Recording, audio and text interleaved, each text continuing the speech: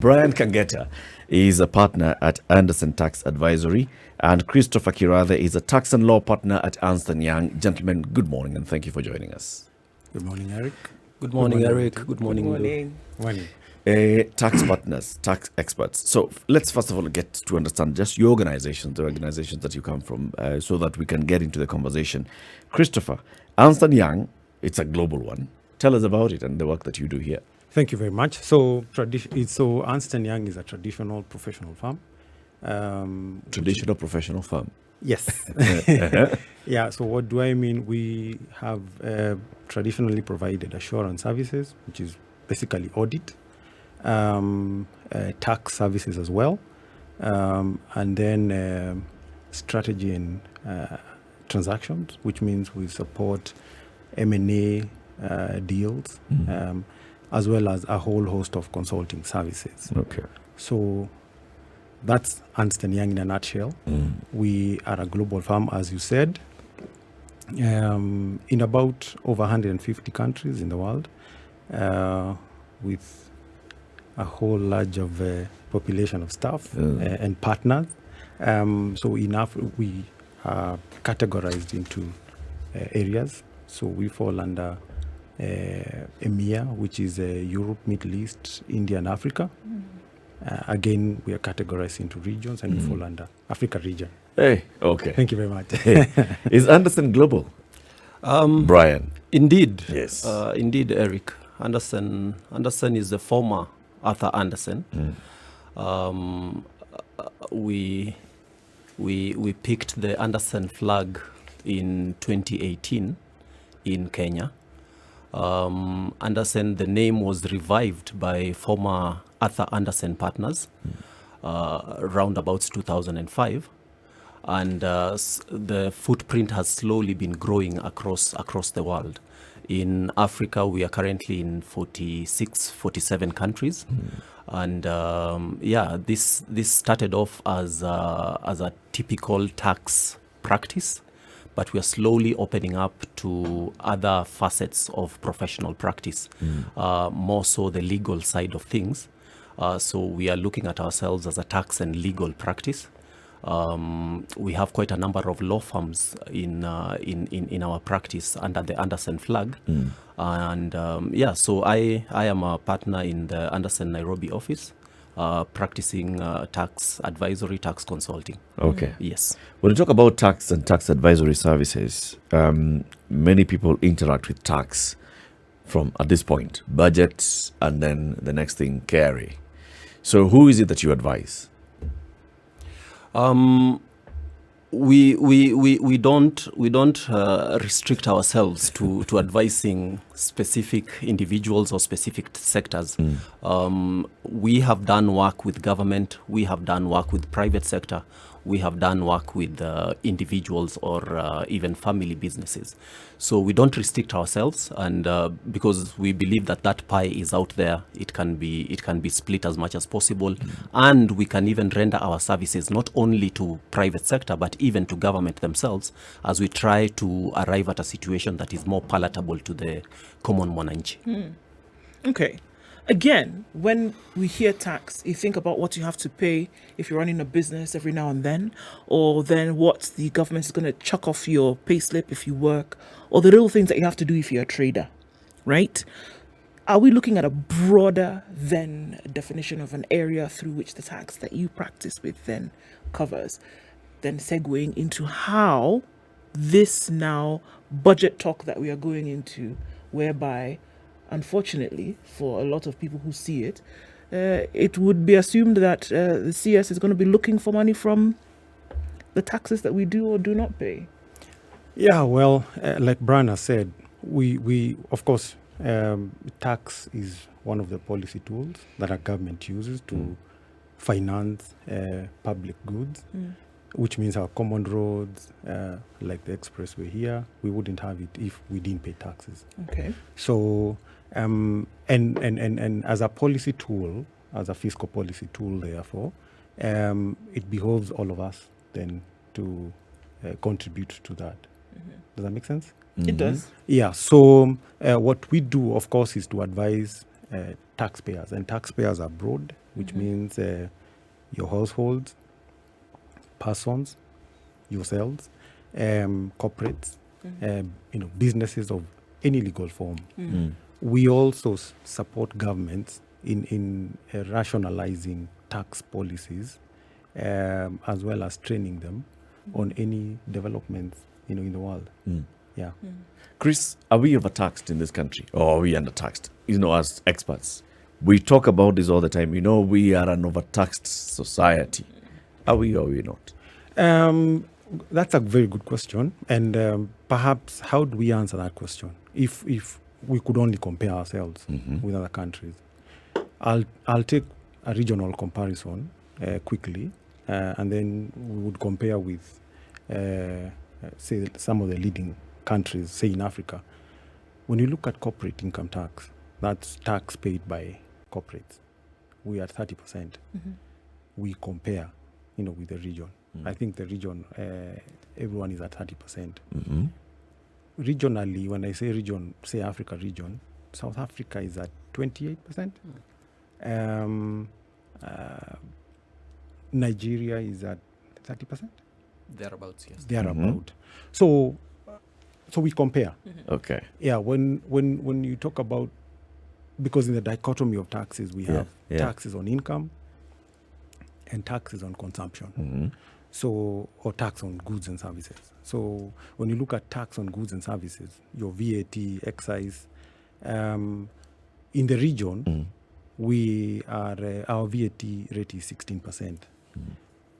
I think all the other countries in the region are 18%. South Africa is 15%. Nigeria is about 7.5. Exactly. 7.5%. Yeah. So again, in the region, we compare just by the headline rates. You would find that we compare, but don't be fooled.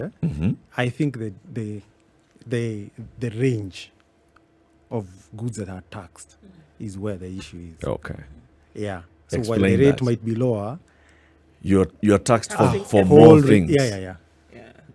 You're taxing everything. Yeah. Is it possible then, and maybe this is not, both of you can help, because many have said that if you're looking at running a nation, because you said then the thing is now to compel everybody, whether you're working for someone or for yourself, to pay your taxes, because essentially that is what would run the nation. Is it possible to run an entire nation on taxes alone? I'll let them go first. Yeah, that's a sizable question. But my answer would be yes. Because to me it boils down to, what are you running the nation on? What are you spending on? You understand where I'm coming from? If today you were to make 100 shillings, that is the money that you have in your pocket. Right. Then, do you have an option to pick money from elsewhere? You don't. You only have 100 shillings in your pocket. Can you run yourself with 100 shillings? Can you manage your affairs with 100 shillings? I would say yes. Make that 100 shillings work for you. So, in my view, we can actually collect taxes, and if that number arrives at whatever number it is, we use that money to run our country and arrive at a position where we say, this is where we've reached this year. Let's wait and see what we can do again next year. So that the 100 shillings I've collected today will serve me for today. And tomorrow I look for a new 100 shillings that will move me a step closer towards what I intend to achieve. So it is possible. In my view, it is possible. It's just a matter of what do you prioritize to spend on. I almost hear you saying that nations then don't need to borrow. No one needs to borrow. No one needs to borrow. You borrow only because you feel that you want to spend on something which you do not have the finances for. At present. At the time. Yes. Okay. And that is why then you go out and borrow. But if we lived by the mantra of live within your means, then everyone would just live within their means. If it is the 100 shillings that you have, make it work for you. But if you feel that you want to spend 120, yet you have 100, then you have to find somewhere to get the 20. But then that also sounds, and Chris, you can come in, like you're saying, if you say that you shall only live within your means, then development, forget about development. If you live within your means, if it's 100 bob and then you're able to only live within 100 bob, Eat and pay that's a rent. current quality of lifestyle that you shall have, you shall afford. How do you improve on that? How do you get into a bigger house? How do you, buy better clothes? Right. How do you Compete. Then that's when you have to go and borrow. So borrowing is like saying, if you want to really improve, then you have to look at what other sources of income or money you can get, so that then you can invest and grow. Is that not? Yeah, well, he makes a good point. To live within your means. It's also business, finance knowledge, that if you really want to expand, then you might also need some gearing. And other than nations that have certain extractive, minerals that earn them, a whole lot of forex, that they really do not need to borrow. They are sufficient to that extent.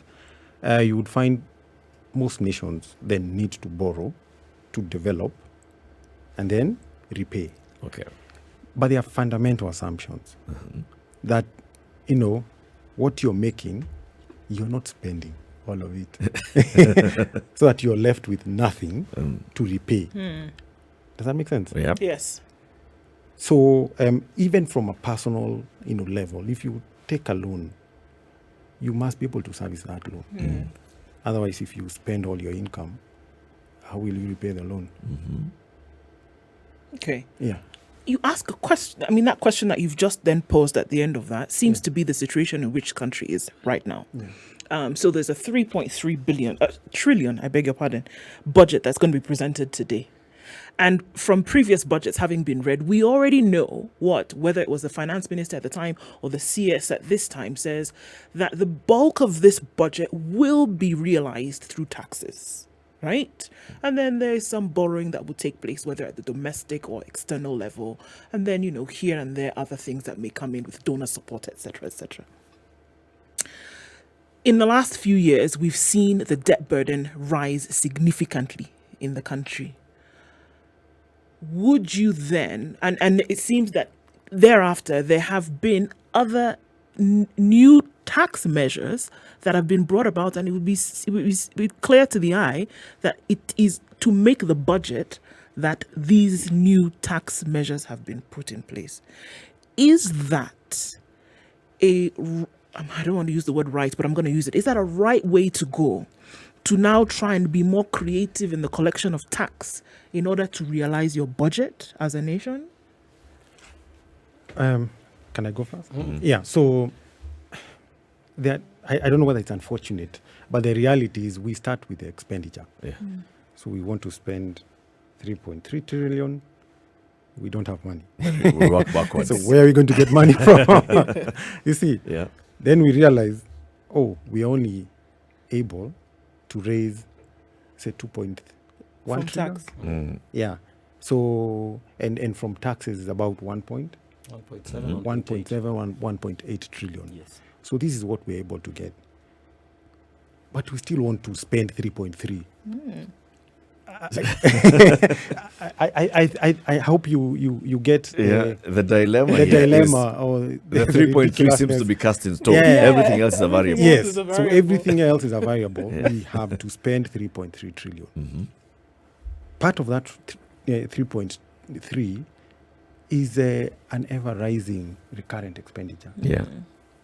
Basically, people, per diems, people going on benchmarking, things that we really do not need, things that we could cut back on, and therefore reduce the 3.3, to a manageable level. Yeah.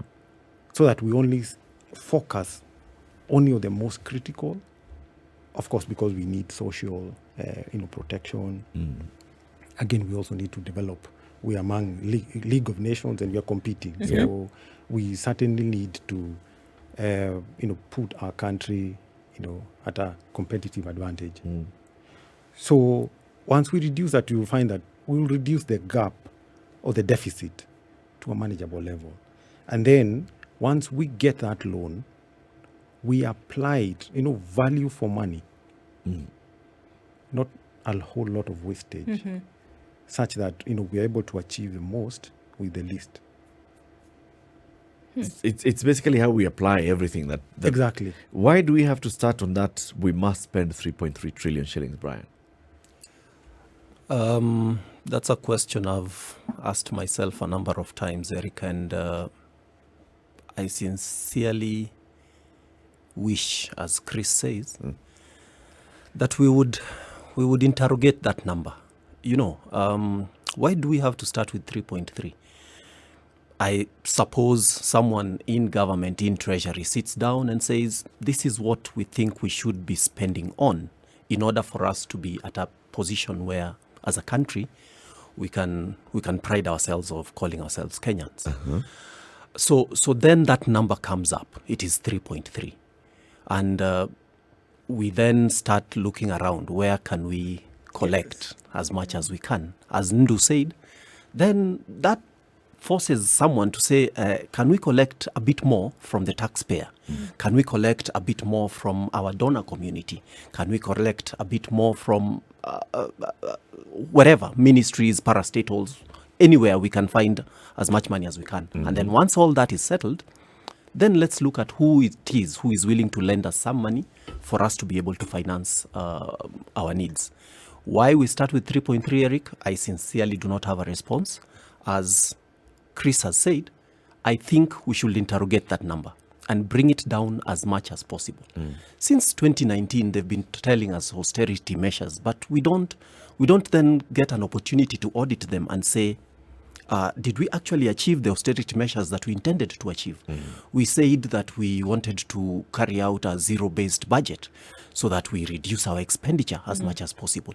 Do we then, at a later stage, interrogate and say, did we achieve what we intended to achieve? Right. Despite borrowing, and you have alluded to our debt numbers increasing by the day, despite all that, do we actually achieve what we intended to achieve? That is the question. And sadly, we sit here when that budget is being read, but we don't sit at a later stage and interrogate and say, what you presented to us in between April and June, Is that what did you actually achieve it? Right. Did you actually live by that plan? Because it is a plan. Did you live by that plan? Did we have variances? What caused those variances? What can we do better not to have those variances going forward? Those, to me, are the fundamental questions. And sadly, we do not sit at a later stage and ask ourselves those questions. Probably, Brian, is because we are not sincere as a nation, not just the mandarins of the National Treasury, but all of us. Because who wants to see budget cuts? Who wants to see those austerity measures? When you're talking about austerity measures, what are they? When Uhuru Kenyatta was Minister for Finance, he drove to Parliament in a Passat and said, in fact, austerity, we start. We are not going to spend more than 1,800 cc's on government vehicles. What do we see? We want to see our Mheshimiwa coming in a big vehicle with a flag. We don't want to see a Mheshimiwa coming in at a small Passat. And a convoy. Yeah. We are the ones who are like that. So the Treasury CS, whether it's Uhuru, whether it's Mwiraria the late, whether it's Ukuri Yatani, will have to contend with having a recurrent expenditure that is just spiraling out of control. Because where is this money being spent? If we talk about meetings and hotels and per diems, hotels in Naivasha have been complaining. Look, Bwana, the government is now taking money to Nakuru and not bringing money to us. Now we are the ones who are complaining that the government is not spending money on us. And then we say we want recurrent expenditure to be cut. Are we sincere, Chris?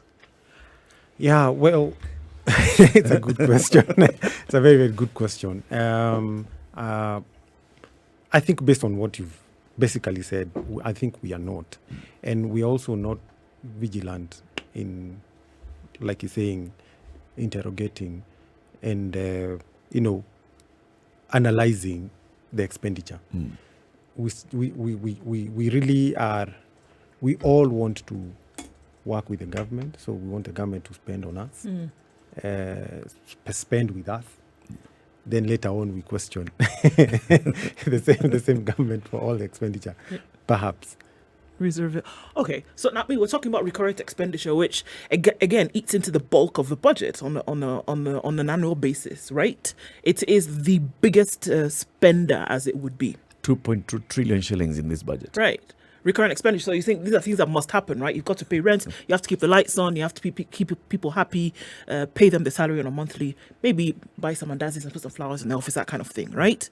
Now, it would appear, though, that debt has become a part of this recurrent expenditure, that you are now paying off loans and it has to be done on a regular. Is this a dangerous trend? It is.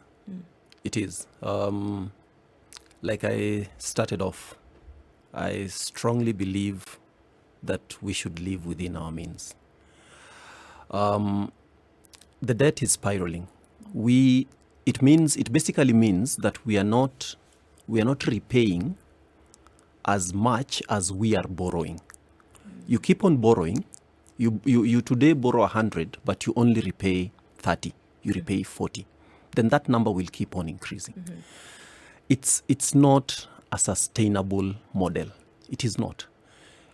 If anything, when we started off this discussion, we said, if you're going to borrow, make it a borrowing for purposes of development, as opposed to borrowing to finance part of your recurrent expenditure. Lifestyle. Yes. But if currently our internal collections are lower than our revenue spend, our recurrent expenditure, then it means we are basically financing part of our recurrent expenditure from borrowings. What does that tell you? We are basically living outside our means. So you're saying you should not borrow to eat and pay your rent. You should borrow to develop and then compete and get better, because it's saying, okay, I don't want to live in a rented house. I eventually want to build my own, right? So that is what you should be borrowing for. Not to as buy opposed shoes. to eat and buy shoes, kind of thing. And shoes, Eric, might even be seen to be a luxury at some point, because when our parents and even a good part of our generation were going to school, shoes was indeed a luxury. So let's look at that simplistic basic need. You need to eat, you need a roof over your head, you need clothing to cover your body. That ideally should be able to finance from your internal sources. Thereafter, let's interrogate ourselves and say, do we want to develop? To what extent do we think we should develop? How much can we develop? And then, as Chris said, what part of our income can we keep aside for purposes of repaying debts that we are borrowing? Okay. Let's take a break. It's 28 minutes to 8. Kenya's biggest conversation. Brian Kangatta is a partner with Anderson Tax Advisory, and Christopher Kirathe is a tax and law partner at Ernst & Young. We are talking about the tax options. What options does CS Ukuri Atani have before him? How is he going to finance 3.31 trillion shillings expenditure for the next 1 year? Kenya's biggest conversation will be back shortly. This is the Situation Room. Kenya's biggest conversation. It continues. Eric Latif and Nduoko. City Muga is away. He's enjoying his time off.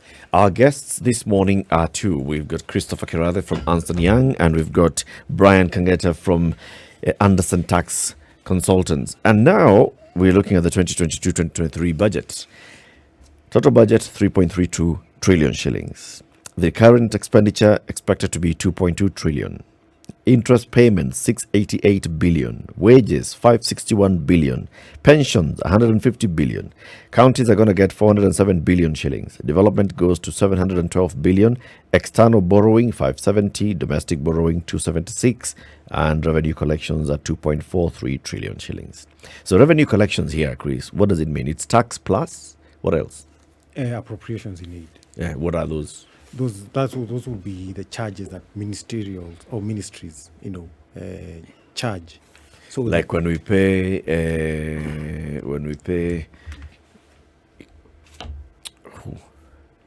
pipeline, for using the pipeline.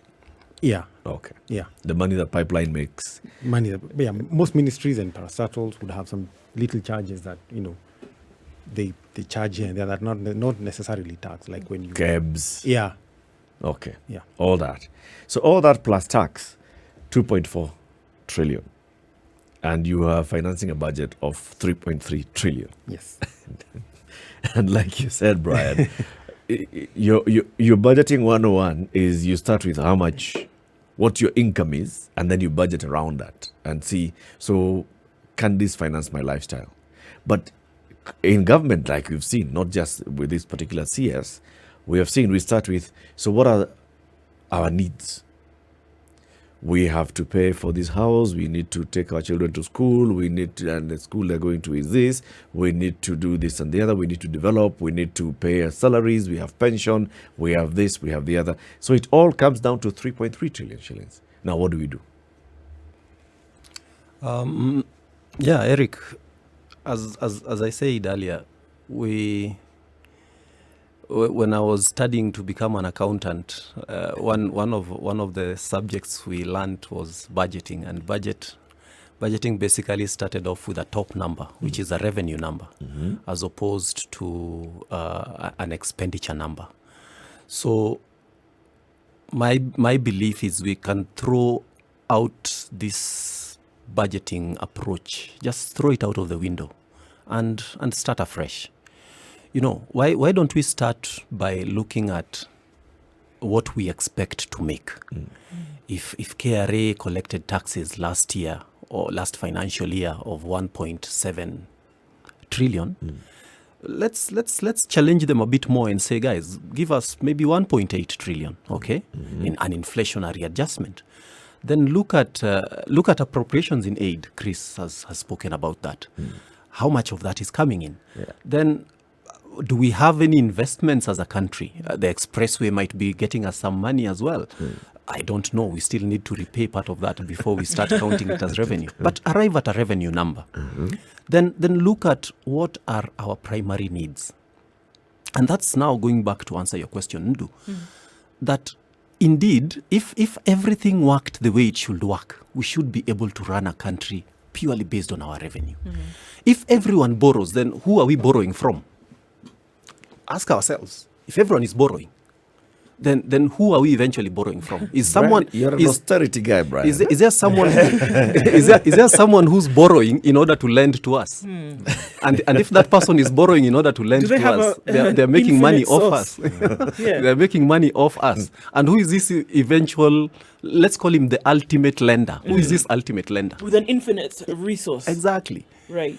So you're already budgeting for someone else. You're actually pulling in someone into your budget and saying, boss, you lend me 570 million. 570 billion next year. Yeah. You're actually pulling that guy's resource into your budget.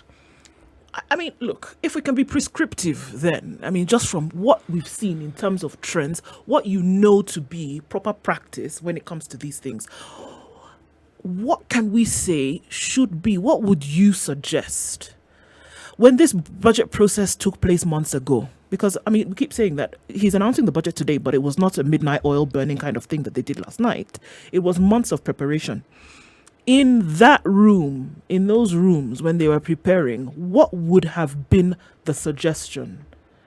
And where would the resource come from? What would it have been said that, folks, this is what we ought to do, and this is where the money will come from?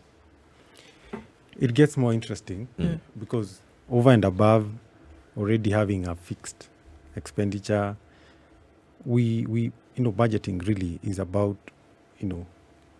projecting for the future. So you make certain assumptions. So some assumptions that are made for revenue collection.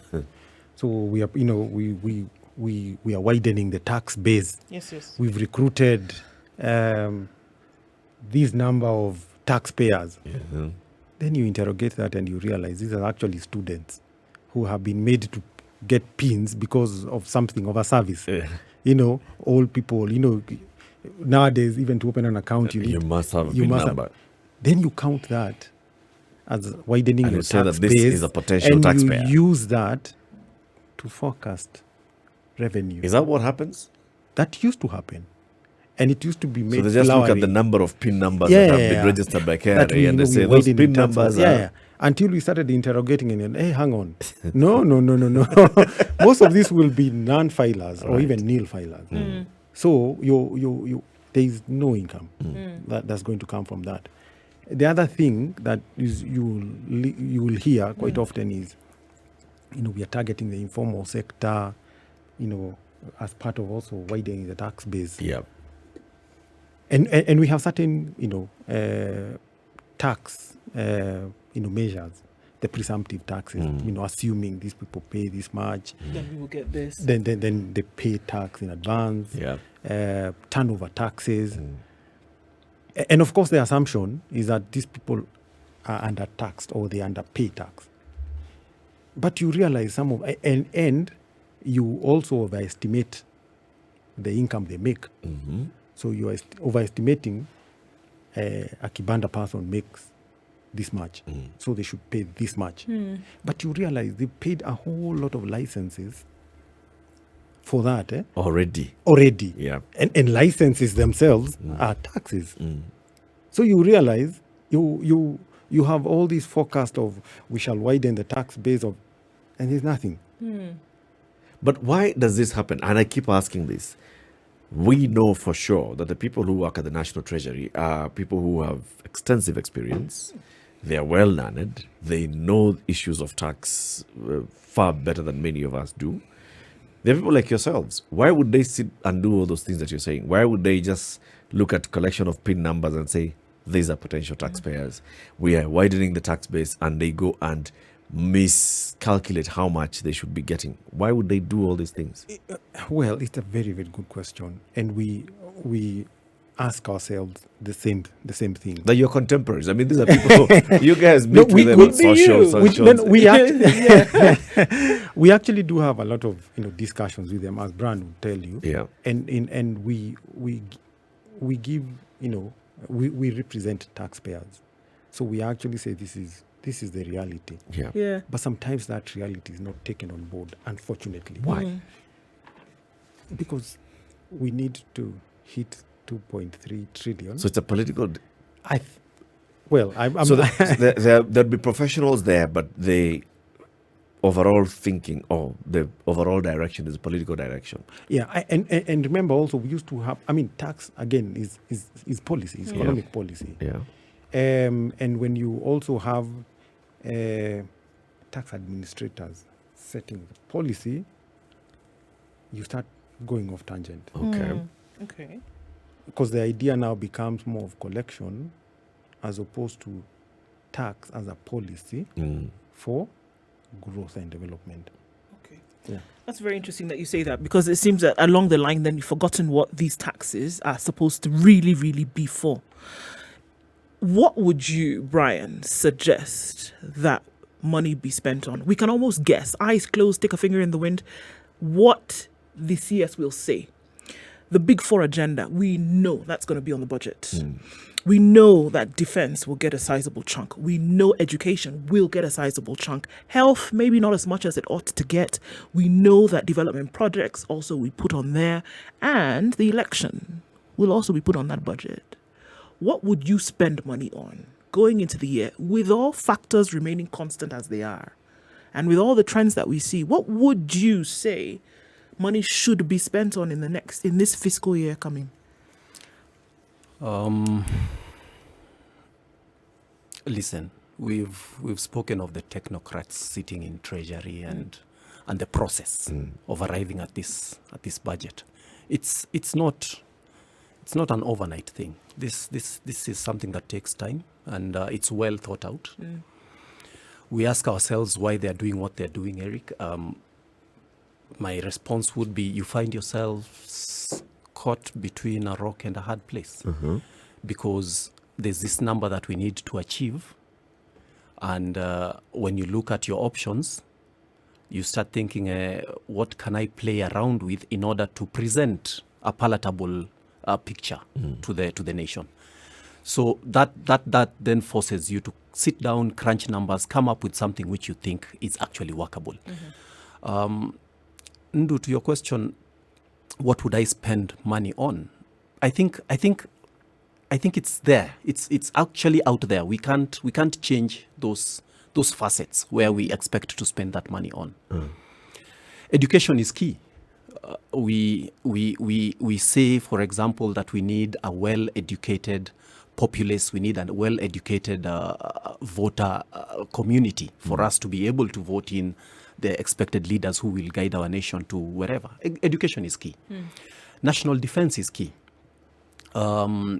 We still have a low access to power, electricity, energy in this country.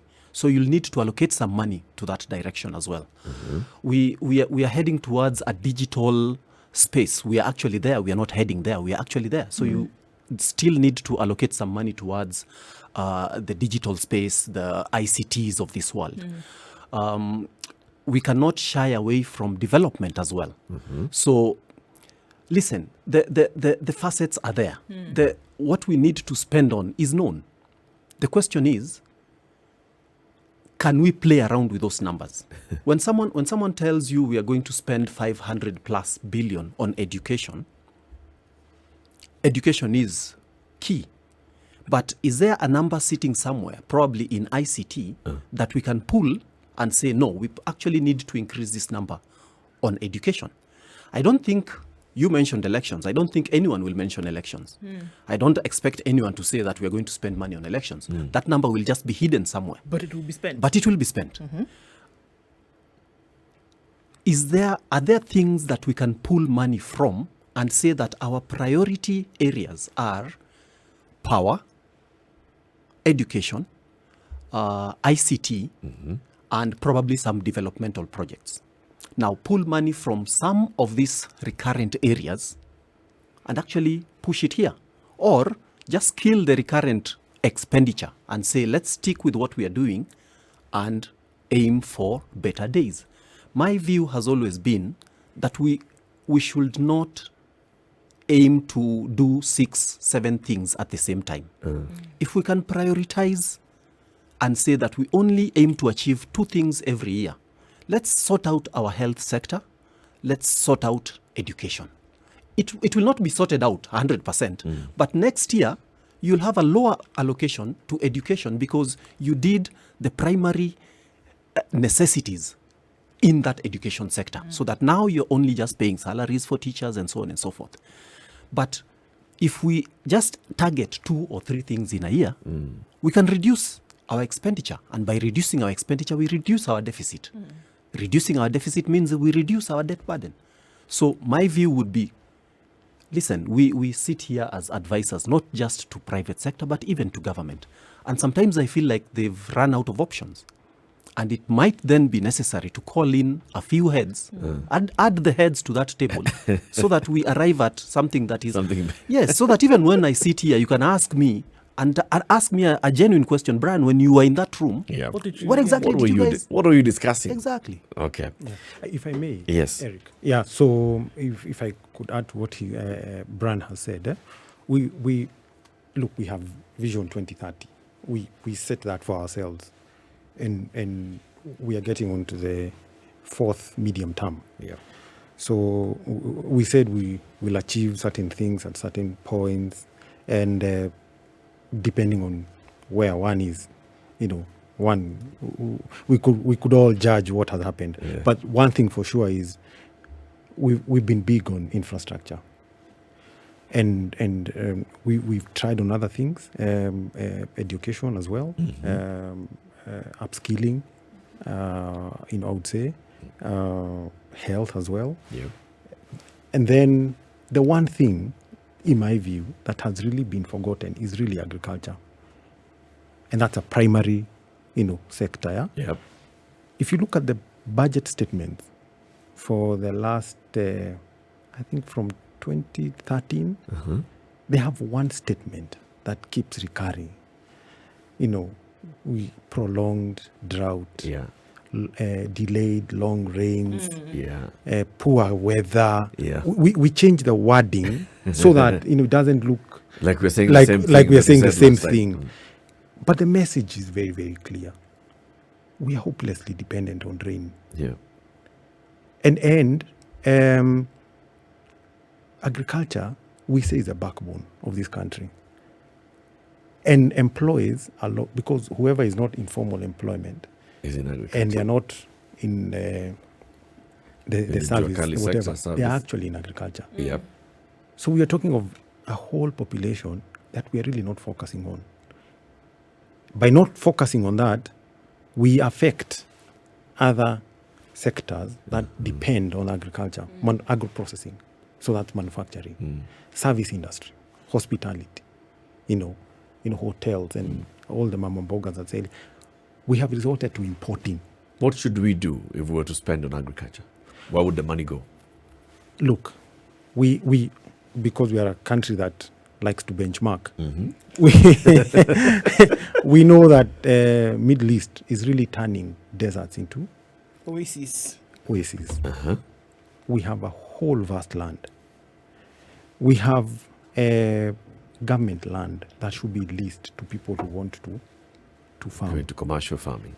We should have deliberate tax policies and incentives to incentivize people who want to do large-scale farming and land consolidation. So land use, of course, policy also comes in. Yep. So we should have that. Things like fertilizer. We just the other day, it's been subsidized now, but it was going to 8,000. Yep. That's something that we are relying on for our primary sector of agriculture. Do you see some mixed or inverted priorities there? Yet we say, food security is one of the pillars of the Big Four agenda. Yeah. So in every budget in the last 4 years, we've been spending money on the Big Four. And so you're saying that you don't feel like even financing the Big Four has gone into the proper enablers of the Big Four. Well, I would say that. I mean, we are yet to get the real result Of the Big Four. of Galana Kulalu. We know we've had some interventions. We have some dams that are coming up. Others have failed. Yeah. But remember, that's only in certain areas.